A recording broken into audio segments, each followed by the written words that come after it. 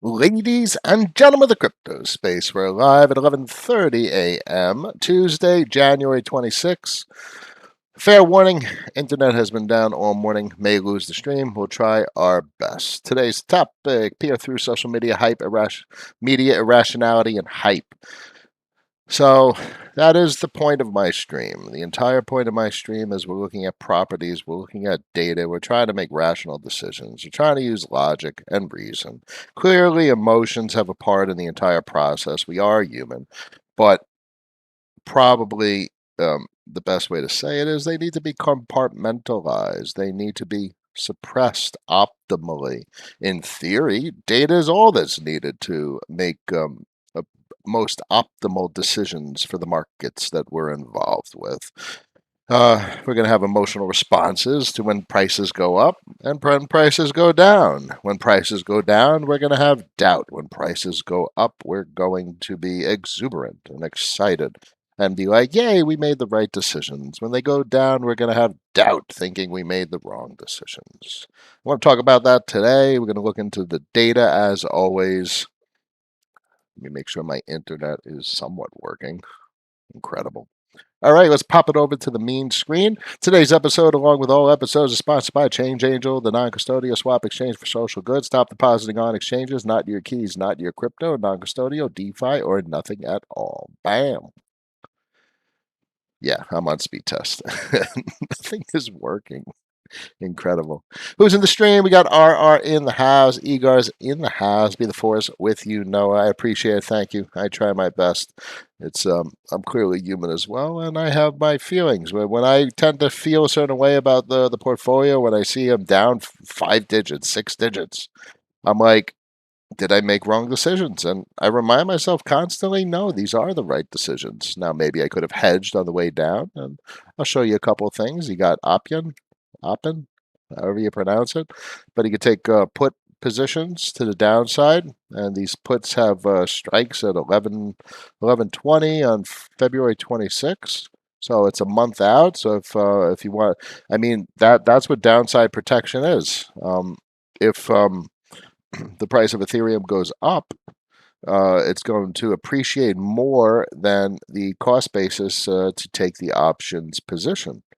But if it goes down, your options position is going to cover hopefully a fair amount, if not, hopefully the entirety of the losses that your principal experiences. I've noticed a couple of more. They didn't have the.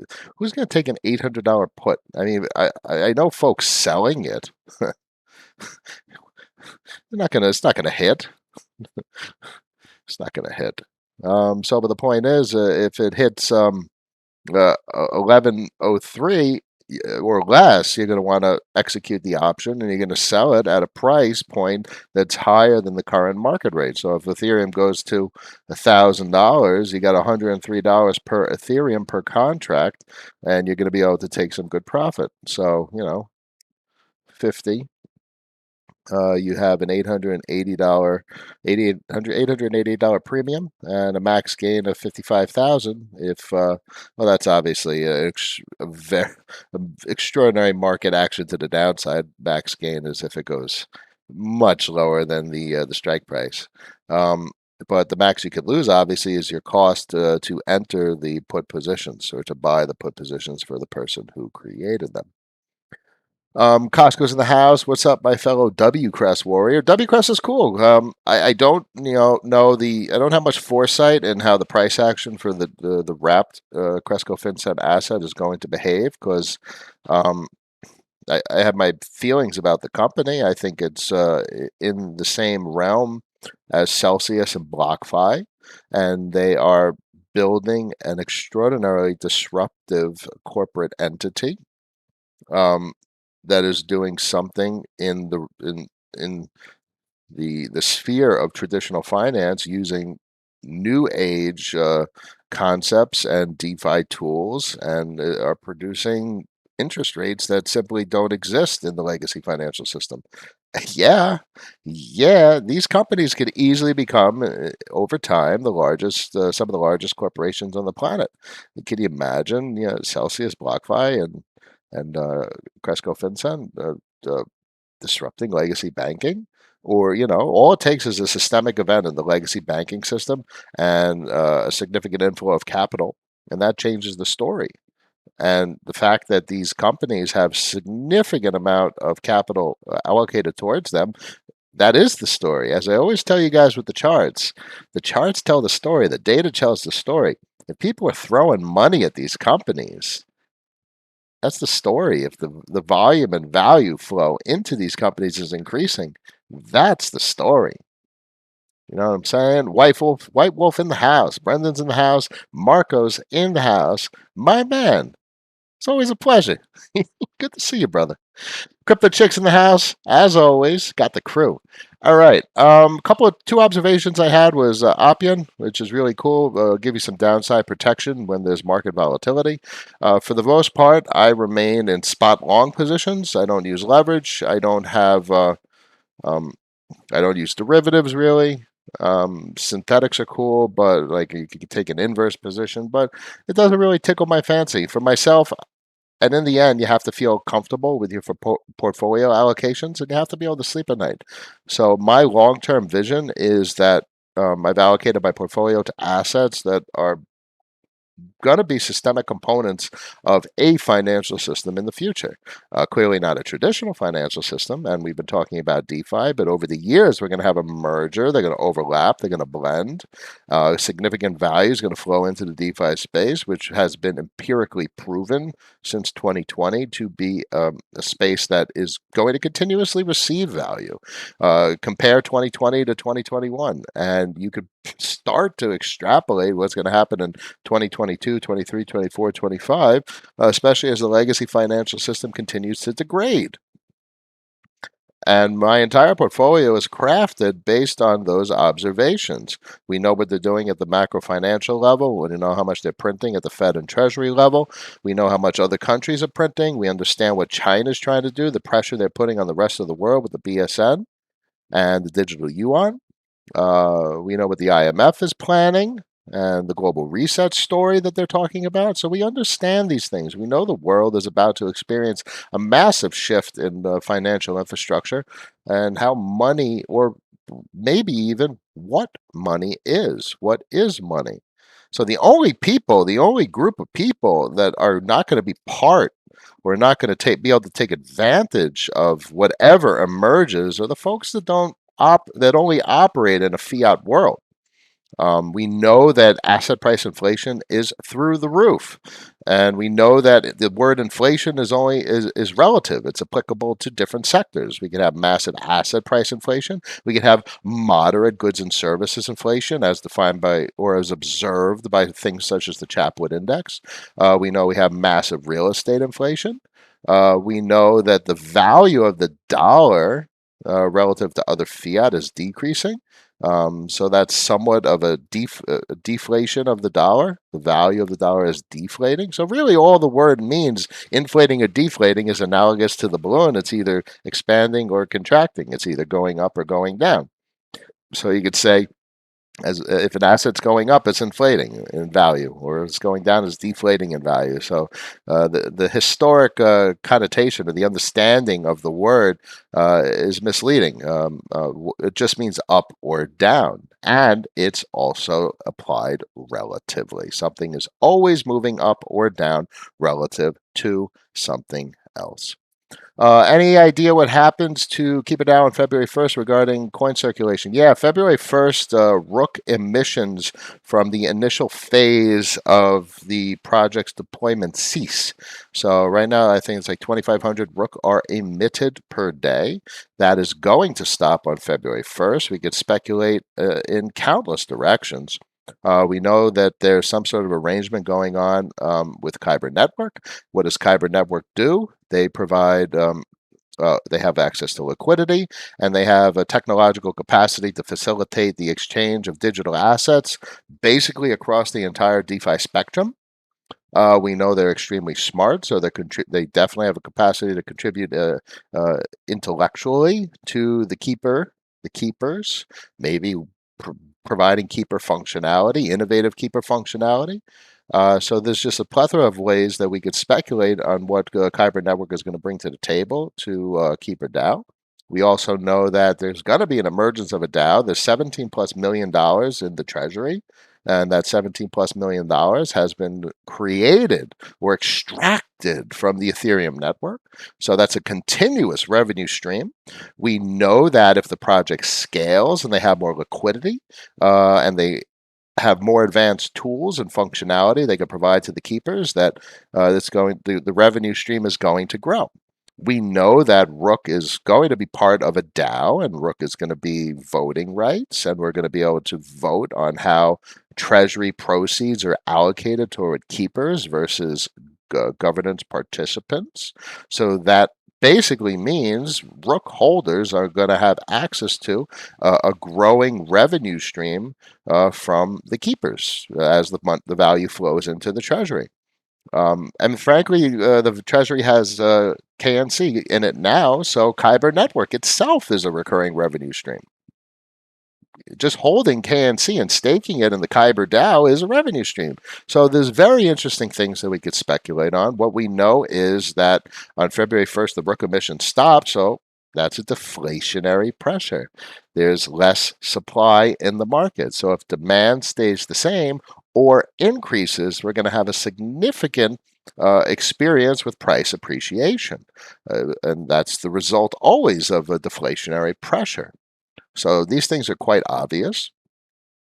Yeah, I just I'm quite excited for Keep a DAO and Rook, and I think it's an extraordinary opportunity. There's no other project in the entire crypto space that does anything remotely comparable to it.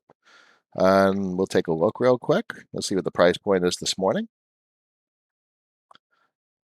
$351. This thing was $70 like a couple weeks ago, and it launched. It was at $15.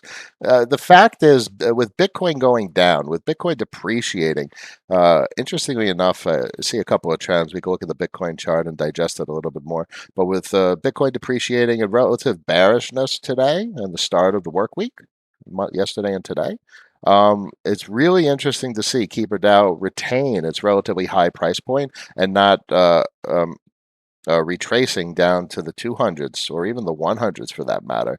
So that's just extraordinary.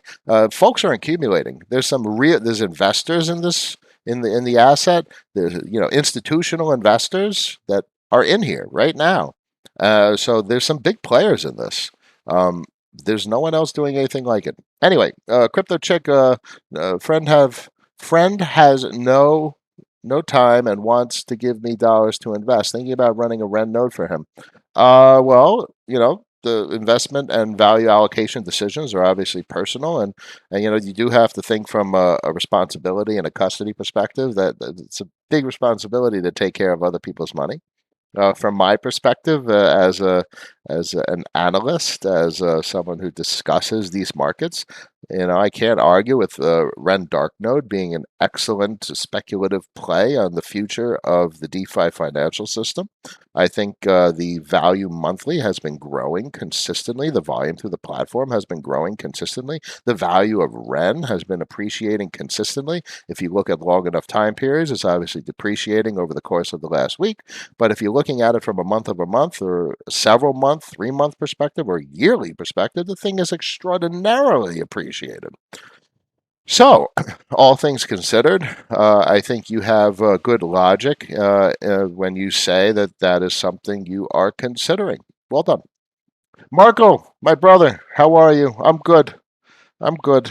I wish we could spend more time, and the girls miss you guys.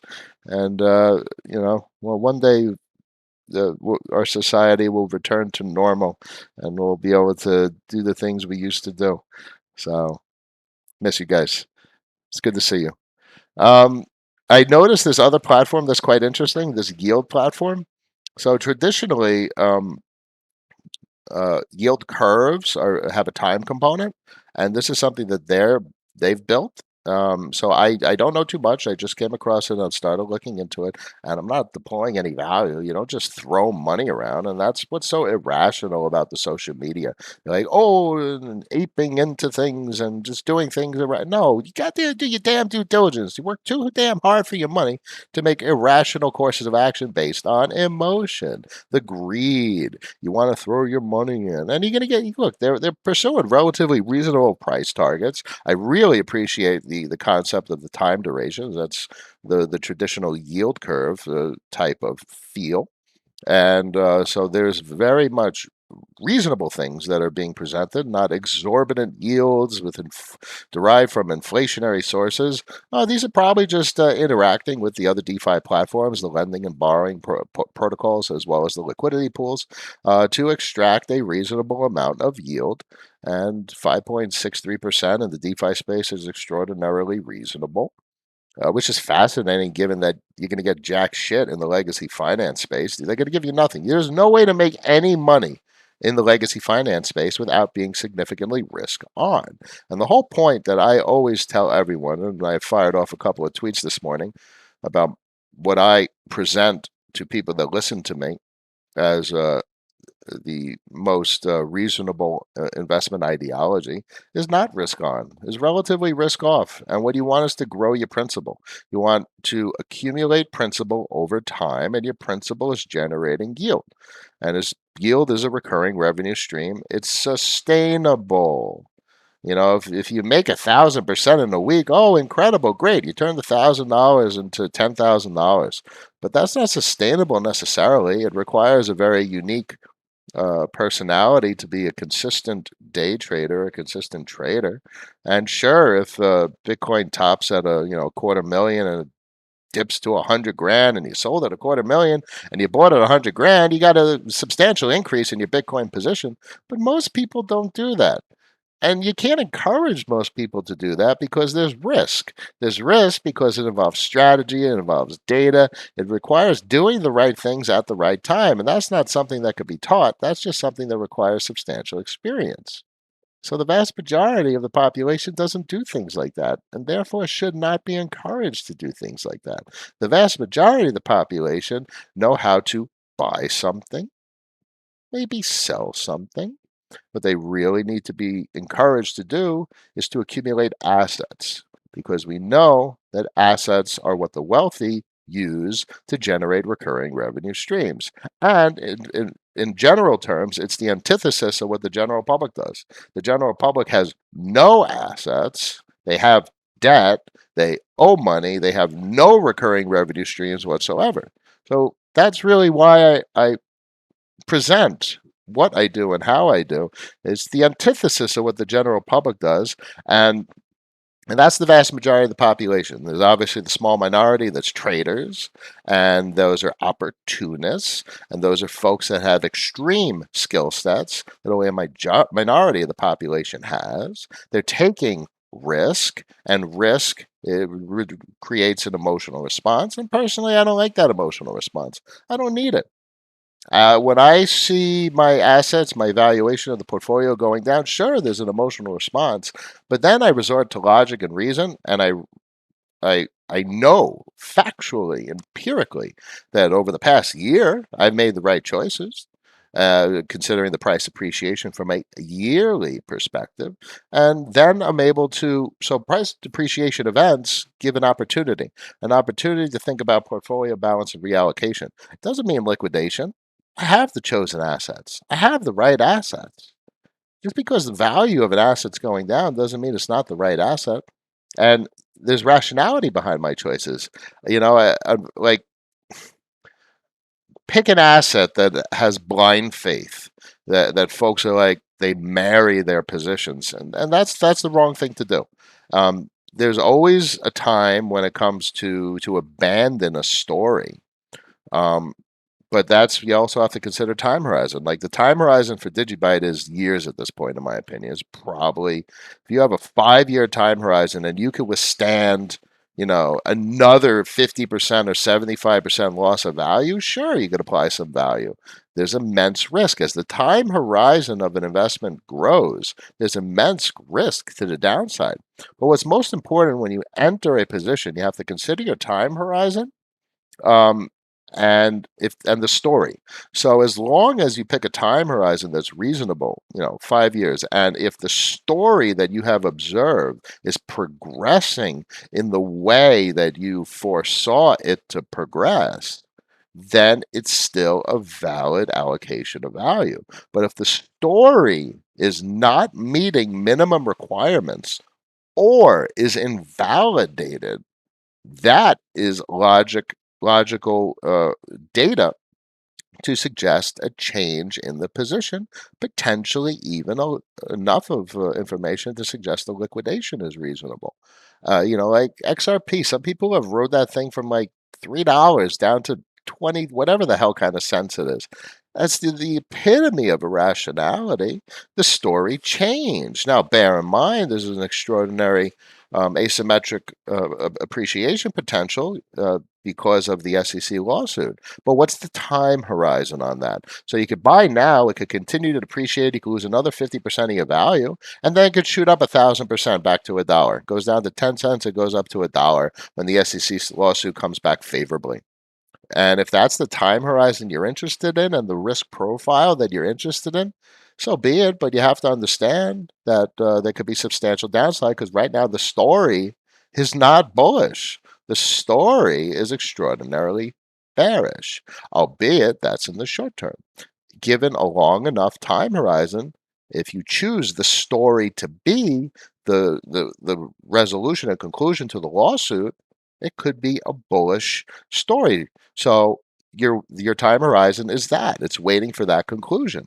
And until that conclusion happens, the story doesn't change. That's still the story. You're waiting for the conclusion of that sequence of events. But in the always with a long enough time horizon, the pain is there. So I don't know. So I've chosen my assets, and I have my time horizons, and I understand the pain, and I see 5-digit drops to the downside. But we've experienced that, and we've experienced 5, 6 digits to the upside, and it goes up and down and left and right. But the portfolio allocation that I have is correct. The story is not changing. The assets are proceeding as foreseen, as I envision. Therefore, there's no reallocation or adjustments that I need to make. That's the name of the game. Anyway, that was a big one. So let me get back to who's chatting. Stelios is in the house. Always a pleasure. Bit is in the house. Always a pleasure. I wish I could help more. We'll try our best. Evening here, Stelios in Luxembourg. Always a pleasure. Finally caught the live stream. Trevor is in the house. Appreciate all the conversations over the past months. I try my best. I wish I could always help more. Brendan says it would be great if you could interview the Ren Brook CEO. Yeah, I don't really do much interviews. I'm not. I the most people probably would want that to get like insider information or like insight into their mind, but we already know the inside of their mind. We know what they've created, and these productions, these DeFi productions, these projects, GitHub, the way the GitHub is meticulously crafted and curated, and the team and the interactivity of the team and the various social media platforms, including Telegram, um, we get a significant picture of their personality, their interests, and what they're capable of. These folks are artists. You don't create Ren and the dark nodes and the business structure and interact like that on social media and even think about Keeper DAO, yet alone put it into production, unless not only you're intellectually capable of it, but you have a vision. So these folks are artists, and they're definitely some of the smartest folks that you can encounter. I get a little stereotypical, and I categorize people, and I know only two people personally. Mental Collapse, who wrote the Autocrypt for DigiByte blockchain, and a gentleman named Simon, who's an extraordinary mind. And I only know two people that fit that category to a degree that I'll never be able to mentally achieve. They're on another level of intellectual capacity. Now, these people that you are seeing in the DeFi space, the folks that build these various DeFi projects, the intricacies and the nuances and the art and subtleties required in the smart contract implementations, these are people of that caliber. Um, they're extraordinary. These are special projects that have power. And I think a lot of these projects that folks are applying value to, thinking, oh, I'm going to buy this, it's going to go up in value. But, I see through that. And that's the whole point of this stream compared to like others, social media and YouTube shit. Um, these are more than that. These are folks putting passion, and dedication, and extraordinary intelligence into their work. And these projects are beyond extraordinary. I almost have a loss for words at times from the limited development perspective that I have from the Android platform. What these people have created, these projects have a higher likelihood than less to change the world. They provide functionality that was historically not possible. They're new and innovative and disruptive and profound. Like the meaning of them is just immense beyond probably just a couple of sentences to try and explain them. Um, this is big shit, guys. This is really like, and it's really exciting to be part of it and to see it before the vast majority of the population. The vast majority of the population is like, oh my God, GameStop is going through the roof. Let's throw money in it. No, Uh, there's so much incredible shit going on right beneath, right beneath, right in front of you. And this is it. You guys listen, anyone's listening to this stream and looking at the assets that we've been looking at, this is crazy technology. It's extraordinarily sophisticated. And if everything goes the way it's going, you're going to look back in 5 years and pretty much more likely than less likely um, have experienced the birth of something new for a financial system for this planet. Incredible. Um, when there's blood in the streets, enough blood yet with XRP, but I will be buying more. I just maintain rationality, know that there could be significant downside, but also know there's a significant potential for asymmetric price appreciation upon the conclusion of the lawsuit. And that is a personal choice. I can't argue with many aspects that folks can consider applying value to it. Not something that I'm interested in. I think there's and this comes back to don't spread too thin, don't go all in. Look, I don't have any Kyber right now. Maybe a little indirectly vis-a-vis Keep It Down. I don't have many assets that I really want. I can't get enough of a position for it to be meaningful. I'd be spread too thin, and there's a lot of assets like I don't have any link. Um, I don't have I don't have a lot of things, but that's okay. You can't own everything you want to own. And that's a very emotional part of optimal portfolio construction. Angela's in the house. Lewis, my man, happy you could write me a prescription. Perhaps you could write me a prescription. I join the stream and we'll talk. I'm happy to talk always, and I'm happy to help always the best I can. White Wolf, have you done a video reviewing your current portfolio? No, I don't really talk much about my portfolio. Um, Not specifically. I got some time left. Predominantly Bitcoin. The vast majority is Bitcoin. I have my REN from basically March of last year. My position was at 6 cents. So I've told people on earlier streams that I have three dark nodes that I bought at 6 cents, sitting at 55 cents. Yeah. Woo. That was a good decision. Uh, Big position, the largest speculative position I've ever made in Keeper DAO. Keeper DAO by position is almost the size of my original like dollar when I started putting dollars into. I haven't put dollars into the crypto market in a while, like a year or two. But Keeper DAO is almost the size of my original dollar allocation when I started really getting serious about portfolio construction and these logic and thought exercises that I do all the time. That's pretty interesting, and that's also exciting. And a lot of I'm quite nervous. I've never applied this much value to it. Now I know. Listen, I don't have the largest portfolio. I know a lot of people that have significantly larger portfolios than me. Uh, but you can't compare yourself to other people that have more value, and you can't compare yourself to people that have less value. You can only compare yourself to yourself and focus on proper portfolio management. You can't over apply to a position. For instance, keeper does probably about 10, 12% of my portfolio. And that's massive. That's massive. That's a massive amount of risk.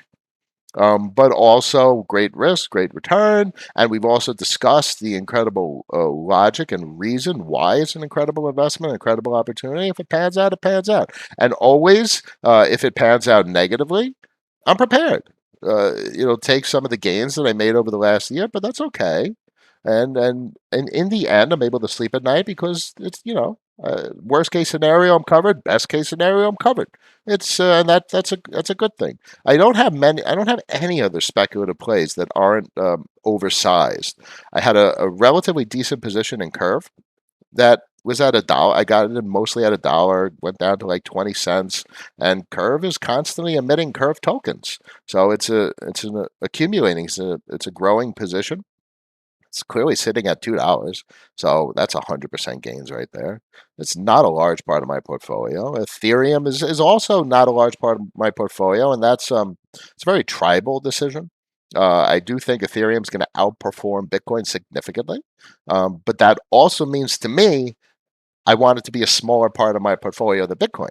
I don't want the largest outperformer or the asset that has the most potential to outperform to be a large part of my portfolio. I want it to be a smaller part. If it goes 10x, you want assets like that to be the smaller part of your portfolio, in my opinion. At least that's the methodology that I use. Small position in Polkadot, I got in at like $2 when I was in pre reverse split when they divided by 100. So I mean, I was in whatever it was, and now it's at like $16. That's 600% profit. That's crazy. Synthetics is probably the biggest winner I've ever had. I missed out on Aave. I did decent on Aave, and I have a very small position in Aave because I think they're going to disrupt the entire legacy banking system in 5 to 10 years. They're going to be massive, so you don't need a large thing. A small amount of Aave, but that's all you need.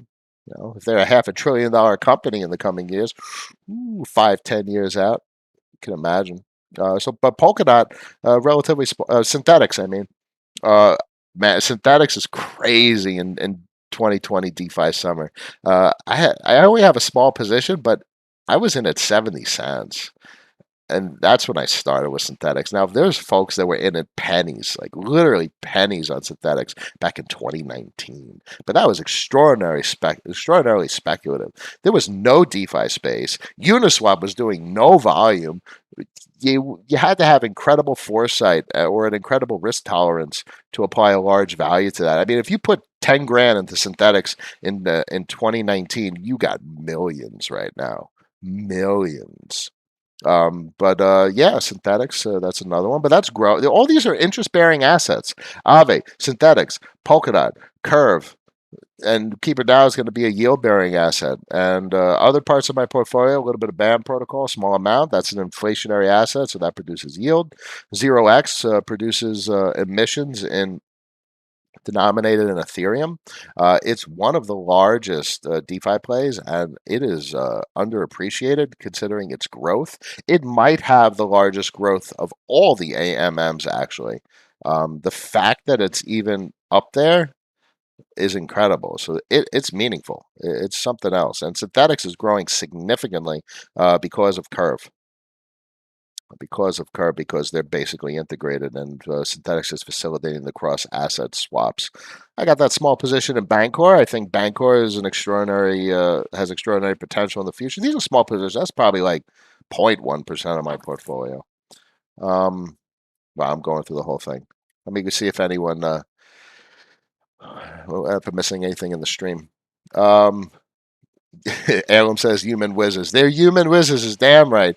Brendan says totally agree. The people behind Rook and Ren seem extraordinary. They are extraordinary. White Wolf, great story here from Cointelegraph. Sure, some good content lately they have. Uh, yeah, we got a huge disadvantage being in the States. There's some serious problems. Um, Grayness. Yeah, we'll leave it at that. My man. You can only compare it to yourself. That's right, Grizzly. That's damn right. Brendan, I remember you recommending Glenn on Crypto Mugs show almost a year ago, and foolishly I didn't rush out and get some. Yo, yeah, I've been in rent since like March, before the crash. There's so many good DeFi coming out. Paid network. Would love for you to review the next ones you think are promising. Yeah, I don't really speculate though. I find them interesting. I want to participate from a yield perspective, but I don't ape into things. I like things that are tried and tested. That I have a vision. That I see a big future. Obviously I have a fair amount of Badger and Dig, which is Dig is interesting. I didn't buy any of this stuff. This is all unclaimed gifted stuff that they gave based on like airdrops and some sort of reasonable dispersion of the initial assets. Just I take my time and patience, and it takes a lot for me to change my portfolio. The assets are carefully crafted in very well thought out position sizes. I do have other stuff that's worthwhile to mention. I have Iris, small position in Iris. Damn, really? Look at that price. Incredible. Kava, even smaller position than Kava. I've still got stuff back from 2017.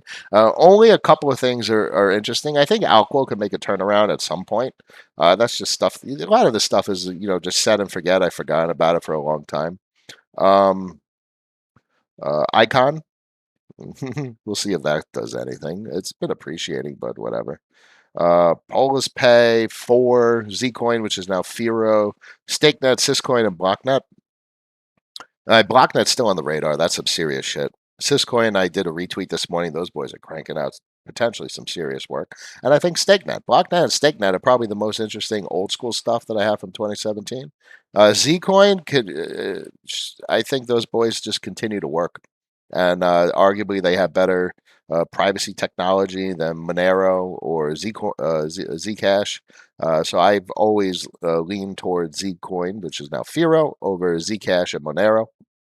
And I do have some 4, Phore. I don't know what's going to come, but they always seem to have promise to me. It's a small position, so these are kind of things this is the kind of stuff you have to hold on to, and you forget about it because look, if you bought synthetics in 2019, you got millions at this point. So it's the stuff that has potential. You got to have foresight to set it and forget it. And if it fulfills a massive macro narrative, can you imagine Blocknet becomes like a serious DeFi exchange, cross-platform, atomic swaps, $100 million in transactions a day? Yeah, yeah. So then it was good that I held on to it. Let me fix that real quick. All right, 12:08 p.m. We're gonna wrap things up real quick. That's about it for today. Oh, I didn't look at Bitcoin. Didn't look at Bitcoin. All right, so Bitcoin is in a massive falling wedge. That's the prevailing trend that everyone is looking at. I got a couple of lines up here, and we'll see where the trend sticks. But clearly, the big one is this one right here. That's the massive falling wedge, which has a downside support in the upper 20s, 28 and change. Anything below this, and that'd be just full retrace. But then you really want to look at like Willy Woo's data and the SOPR, SOPR, and there's just immense buying support when you get to this kind of region because it's a deal. And the amount of supply that's available, unless you get into like real big picture data, like Plan B type stuff, and I don't think we break this to the downside, but this is the prevailing trend.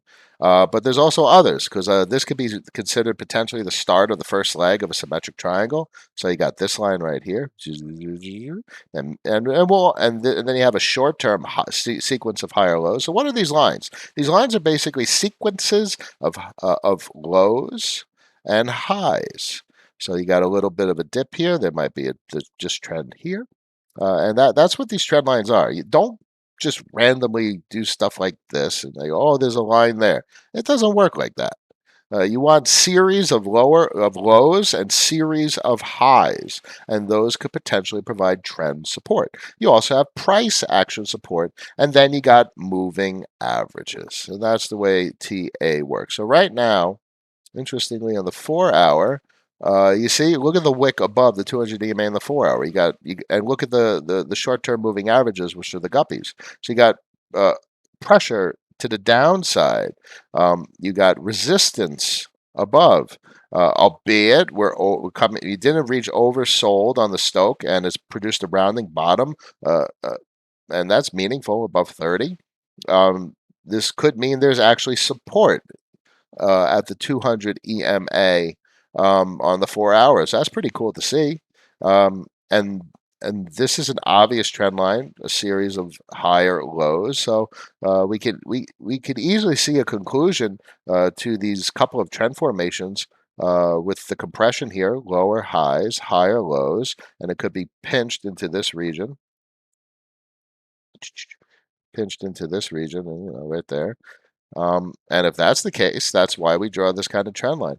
But if it breaks down, it invalidates the trend line, and then you have to look for other types of patterns that we've drawn. The falling wedge, as well as the symmetrical triangle, as well as moving average support, as well as price action support and resistance. That's the way it is. Ladies and gentlemen, 12:11 p.m. on a Tuesday, January 26th. As always, I thank everyone for joining me. There's 21 people watching. There's 13 likes. Everyone smack those thumbs up buttons, please. You all can do it. Look, a thumb, press button. Tell everyone to subscribe. I'm here to try and help the best I can to make rational decisions. Avoid the hype on social media. Focus on all the shit I talk about: portfolio construction, position sizing, time horizon, and obviously watch your risk and stay mostly risk off and focus on yield and return and sustainable revenue streams. I wish everyone a wonderful day, and I will see you all tomorrow. Peace. Crypto Chick, thank you very much. I really appreciate it. You have a good one.